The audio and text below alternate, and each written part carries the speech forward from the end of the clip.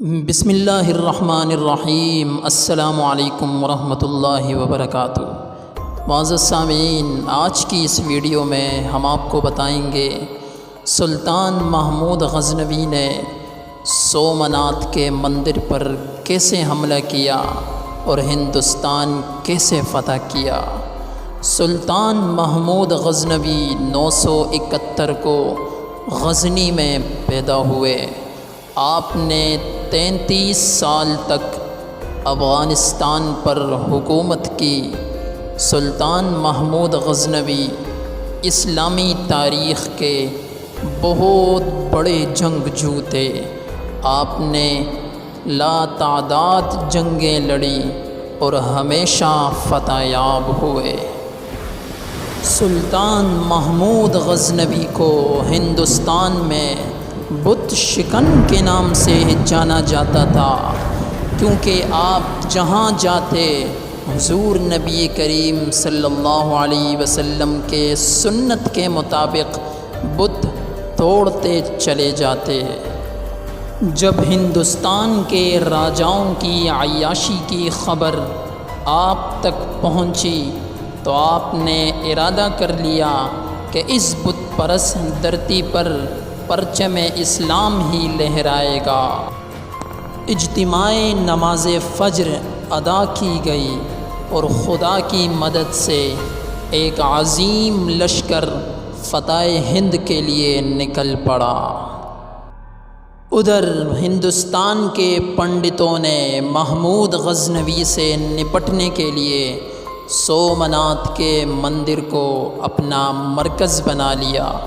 سومنات ہندوستان کا سب سے بڑا اور ناقابل تسخیر مندر تھا، جس کی خدمت کے لیے 2000 گاؤں وقف تھے۔ 10,000 راجپوتوں کی فوج ہر وقت سینہ سپر رہتی تھی۔ جب محمود غزنوی سومنات پر حملے کے لیے پہنچے تو ہزاروں کی تعداد میں مقامی باشندے بھی اپنے مندر کو بچانے کے لیے آ گئے۔ دشمنوں کی تعداد مسلمانوں سے کئی گنا بڑھ گئی۔ محمود غزنوی کے لشکر کو چاروں طرف سے گھیر لیا گیا۔ ہندوؤں کے سپہ سالار نے للکار کر کہا، اے محمود غزنوی، آج تیرے خاتمے کا دن آ پہنچا۔ آپ نے فرمایا، او بدبخت، جس دین کی سربلندی کے لیے یہاں پہنچا ہوں اس پر میری 1000 جانیں قربان، تو اپنی مندر کی خیر منا۔ آپ نے نعرہ تکبیر اللہ اکبر بلند کیا اور دشمن پر پھوٹ پڑے۔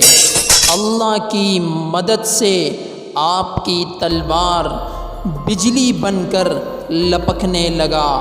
آپ تلوار گماتے جاتے اور دشمنوں کے سر تن سے جدا ہوتے جاتے۔ پلک جھپکتے ہی ہر طرف لاشوں کے ڈھیر لگ گئے۔ ہندوؤں کے لشکر میں بگدڑ مچ گئی۔ سپہ سالار کو احساس ہو گیا کہ اس کا مقابلہ صرف سلطان محمود غزنوی سے نہیں بلکہ کوئی طاقت ہے جو قہر بن کر اس کی فوج پر ٹوٹ پڑی ہے۔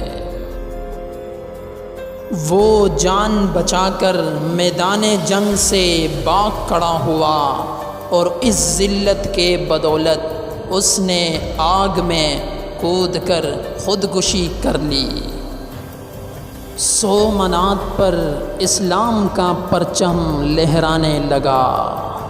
محمود غزنوی مندر میں داخل ہو تو اپنے سامنے ہندوؤں کے سب سے بڑے بت کو دیکھ کر وجد میں آ گئے۔ اللہ اکبر کا نعرہ لگا کر تلوار بلند کی اور سومنات کے بت کو پاش پاش کر دیا۔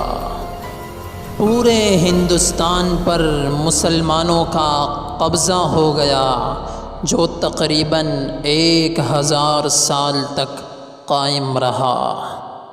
سلطان محمود غزنوی اس پورے خطے پر شیر کی طرح راج کرنے کے بعد 1030 کو اس جہان فانی سے کوچ کر گئے۔